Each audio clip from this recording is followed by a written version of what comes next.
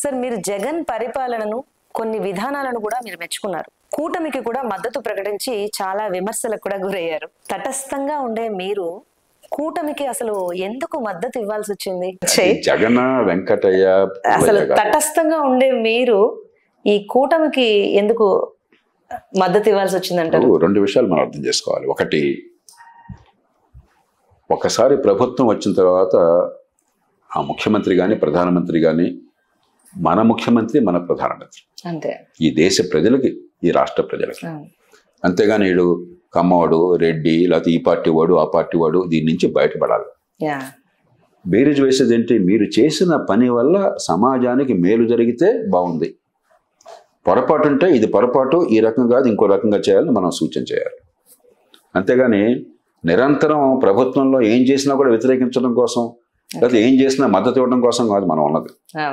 విజ్ఞత కాదు అది. విజ్ఞతతో మీరు చేసింది మంచి అయితే బాగుంది, మంచి కాకపోతే బాగోలేదు. బాగోలేదంటే నేను ఏనాడు కూడా పరిష్కారం చూపెట్టకుండా విమర్శ చేయాల. ఇది బాగోలేదంటే ఎలా ఉంటే బాగుంటుందో చెప్పాను. కానీ ఎన్నికలు వచ్చేసరికి మనం అక్కడితో ఆగకూడదు. ఈ బాగుంది బాగోలేదు అనేది ఒక చాప్టర్.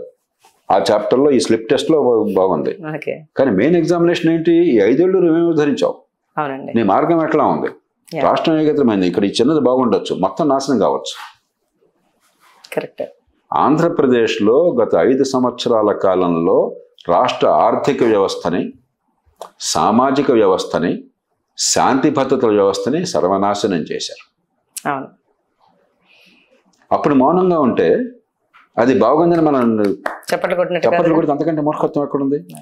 ఇప్పుడు పార్టీల్లో నేను ఎంతమంది చెప్పాను, అందరూ ఓట్లు డబ్బులు పంచుతున్నారు, అందరూ కొన్ని పొరపాట్లు తప్పులు చేస్తున్నారు.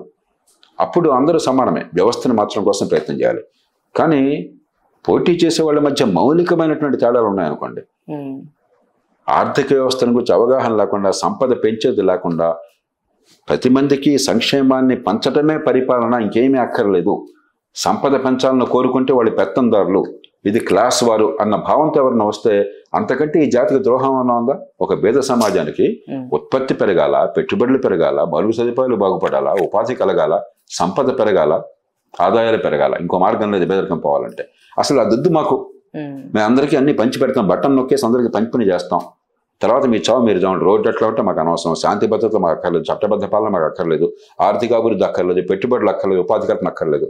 అది సర్వనాశనాన్ని దారి చేసేది. ఖచ్చితంగా దానికి వ్యతిరేకంగా గొంతు విప్పాలి. ఆ నేపథ్యంలో నేను నిర్ద్వంద్వంగా కారణాలు చెప్పి మరీ చెప్పాను. అందుకే వ్యక్తిగత ద్వేషం లేదు, రాగం లేదు.